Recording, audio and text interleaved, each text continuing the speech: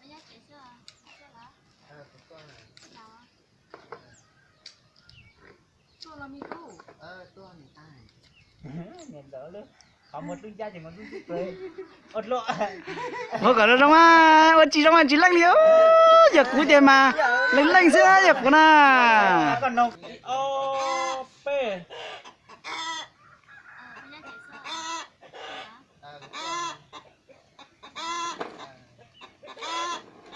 Tua là mi tu. Mà cả cha nó tổ lần tu nói rằng kìa.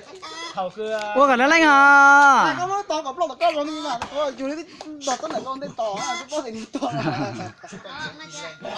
đấy nó cắt tìm cho mà đi. Tốt rồi mà em. Coi như sinh sống ấy là lên xài nữa. Bây giờ chế chưa à? Chưa là? Tua là mi tu. Tua này tai. Đó.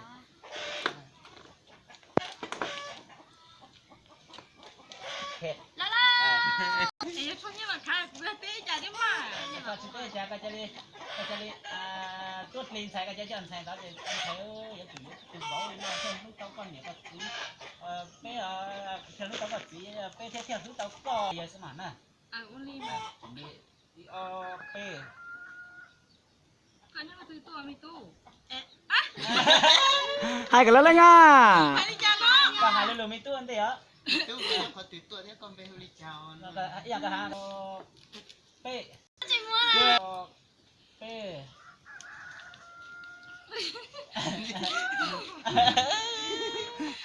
Cô đi có hai chị tao có cái lý này hay chú ấy. Có hai chị này. Mi tu. Coi như có từ tua, giờ cũng chỉ tao của đâu coi sừng á chiều. Ai thích gì hay sành ấy, bà ta. Hai thì có lúc đều đi chả là xuống đây. đó đi con đó Lúc mẹ lúc mẹ anh em. Cái mà nụ sành à. Nụ sành thế ai em tao lắm con. nó cầm một cái Mi tu. Giờ cũng hai đi cha. Có sáu luộc kìa, có cả lớn lăng á, thế to á. À hai á. Thanh lu rồi cha rồi. p Mi tu. Coi như có từ tuổi, giờ cũng chỉ tao của đâu con liền con bé hui cha thế con sừng á chiều. rồi gì ta Tao ta lỡ rồi nó này giờ. À, thì quan nữa đây, nhất tỷ. Con tôi chỉ tao khang. Nhân tỷ. Đam người lo lụt. nhớ đàn trong to chứ cũng to hơn lười cho khỏe à nè Để tôi xa chỉ nên nhỏ tôi hơn nữa chỉ phải nói cho nhỏ. nó lo còn cũng to son rồi phải ta xem Xuân rủa, xuân rủa, nên cho cái nó cũng ôi. Ai nên tao uống. chuẩn đi nè đi p Cũng nhớ rắn trong tôi này tài, cũng bên mua rết chua nó, vừa sẽ mong mua.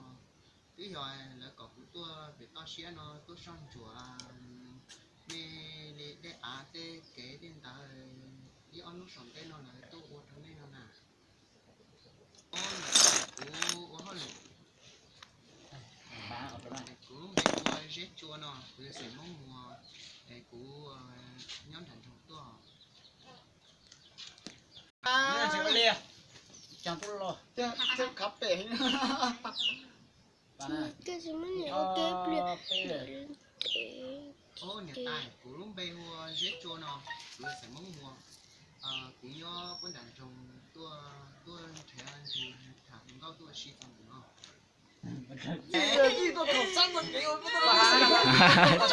Chỉ ra là. Ô đua. nhà tài của lúc bây mua giết chua nó vừa sẽ mong mua nhóm đàn trồng của nó lo nữa Chỉ ra là. ngay